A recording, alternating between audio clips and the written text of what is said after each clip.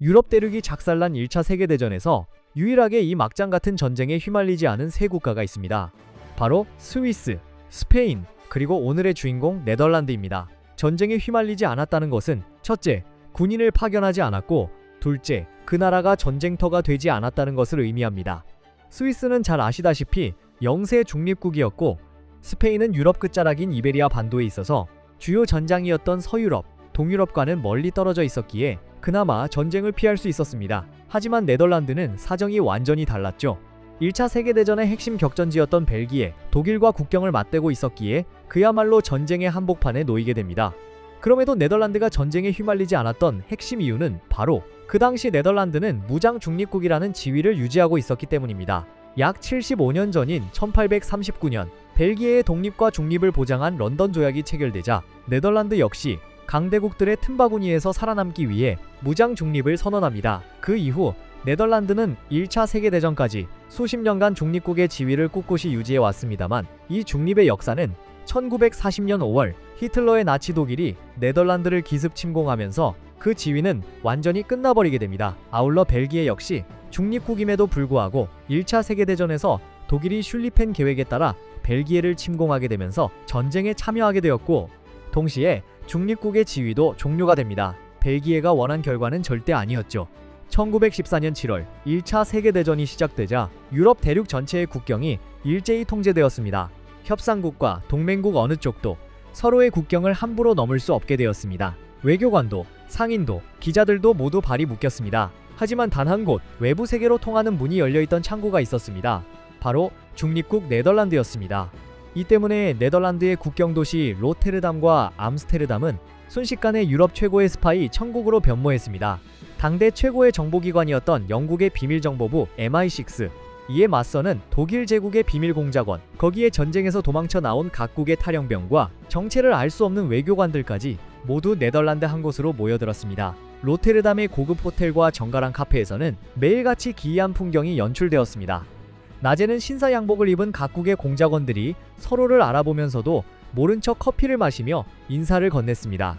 하지만 밤이 되면 국경으로 빠져나가는 고급 정보를 빼앗기 위해 비밀 서류 가방을 소매치기 하고 정보원의 찻잔에 독약을 타며 어두운 골목길에서 의문사가 발생하는 일들이 일상적으로 펼쳐졌습니다.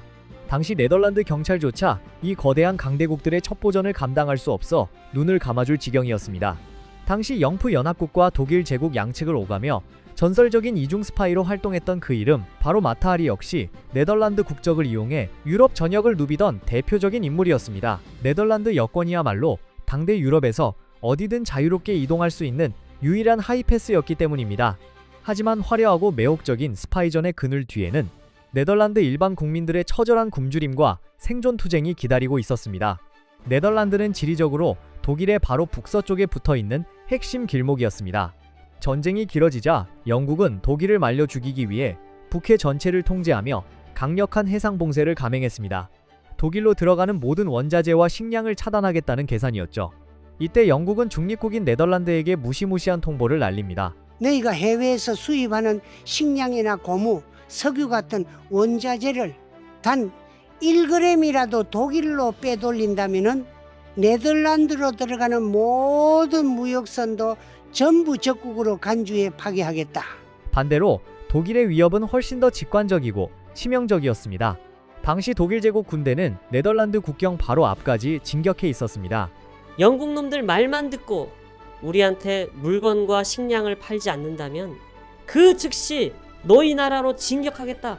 두 거대 공룡 사이에서 옴짝달싹 못하게 된 네덜란드 정부는 결국 아이디어를 냅니다. 네덜란드 해외무역신탁, 줄여서 NOT라는 민간기구를 만들어 이건 진짜 우리 국민들이 먹을 식량이다라며 사정사정한 끝에 겨우 식량과 물자를 들여올 수 있었습니다. 하지만 네덜란드 정부는 이 귀한 물자를 국민들이 먹을 것이 없을 정도로 탈탈 털어서 독일에게 죄다 밀수출하였고 1917년 여름 결국 수도 암스테르담에서는 굶주림에 지친 시민들과 노동자들이 폭동을 일으켰습니다. 일명 감자폭동으로 불리는 이 사태로 9명이 죽고 114명이 다치는 비극을 맞이하게 됩니다. 게다가 굶주림으로 인한 내부 갈등보다 더 참혹한 인도주의적 비극이 네덜란드 국경을 덮쳤습니다. 1914년 전쟁 초반 독일군이 중립을 선언했던 이웃나라 벨기에를 일방적으로 침공하자 겁에 질린 벨기에 난민 무려 100만 명이 네덜란드 국경을 넘어왔습니다. 당시 네덜란드 전체 인구가 겨우 600만 명임을 감안할 때 가뜩이나 식량이 부족해 자국민도 굶고 있던 네덜란드에게 100만 난민 수용은 국가적 재앙이자 엄청난 경제적 부담이었습니다. 하지만 네덜란드 국민들은 성금을 모으고 빵을 나누며 벨기에인들을 따뜻하게 품어주었습니다.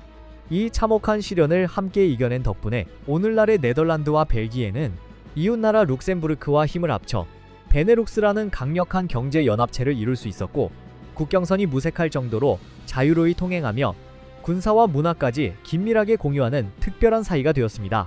그렇게 4년이라는 지옥 같은 시간이 지나고 1918년 11월 전쟁이 막바지에 다다랐습니다. 독일 제국의 패망이 확실해지고 황제 폐위 압박이 거세지자 세계대전을 일으킨 주범 빌헬름 2세는 목숨을 건 야반도주를 감행합니다. 그가 목숨을 구하기 위해 새벽 기차를 타고 도망친 곳, 그곳은 어디였을까요? 맞습니다. 바로 네덜란드였습니다. 독일 황제가 네덜란드 땅에 들어왔다는 소식이 전해지자마자 승전국 영국과 프랑스는 즉각 네덜란드에게 빌헬름 2세는 수천만 명을 죽음으로 몰아넣은 전범으로 당장 우리에게 신병을 인도하라. 만약 네덜란드가 이를 거부하면 네덜란드 전체를 짓밟아버리겠다는 위협까지 오갔습니다. 과연 네덜란드는 빌헬름 2세를 승전국 영프 연합에게 넘겼을까요? 당연히 안 넘겼습니다. 네덜란드는 끝끝내 황제를 넘기지 않았는데 여기에는 몇 가지 이유가 있었습니다. 첫째, 당시 국제법상 침략 전쟁은 개인을 처벌할 수 있는 명확한 범죄로 규정되어 있지 않아 법적 인도 근거가 부족했습니다. 둘째, 네덜란드는 오래전부터 정치적 망명객을 보호해온 전통을 국가 정체성으로 여겼고, 여기서 승전국 압박에 굴복하면 중립국으로서의 신뢰와 주권을 스스로 무너뜨리는 셈이었습니다. 셋째, 빌헬미나 여왕과 네덜란드 왕실은 독일 귀족 가문과 오랜 혈연과 인맥으로 얽혀 있어 정서적으로도 황제를 매몰차게 내칠 수 없었습니다. 결국 네덜란드는 이 모든 이유를 앞세워 끝까지 버텼고, 덕분에 인류 역사상 가장 참혹한 1차 세계대전을 일으켰던 독일 황제 빌헬름 2세는 본인의 호화로운 도른하우스에서 닭을 치고 정원을 가꾸며 살다 1941년 자연사했습니다. 그러나 네덜란드의 이러한 호의는 1940년 2차 세계대전에서 독일이 네덜란드를 무참히 짓밟으면서 은혜를 원수로 갚게 되는 너무나 독일스러운 결과로 마무리되었습니다. 참고로 1차 세계대전의 빌런 빌헬름 2세는 2차 세계대전의 메인 빌런 히틀러를 경멸하였다고 합니다. 히틀러의 잔인한 폭력성과 독재의 환멸을 느껴서라는데 참 가지가지한다 싶습니다. 비록 전쟁이 벌어지지 않아 겉보기엔 평화로워 보였을지 몰라도 1차 세계대전 속 네덜란드는 그 어떤 참전국보다 치열하고 외롭게 싸워나간 조용한 전쟁터 그 자체였습니다. 치열했던 첩보전과 해상봉쇄, 난민 대란과 국경의 비극을 견뎌낸 네덜란드의 숨겨진 이야기. 오늘 준비한 내용은 여기까지입니다. 시청해주셔서 감사합니다.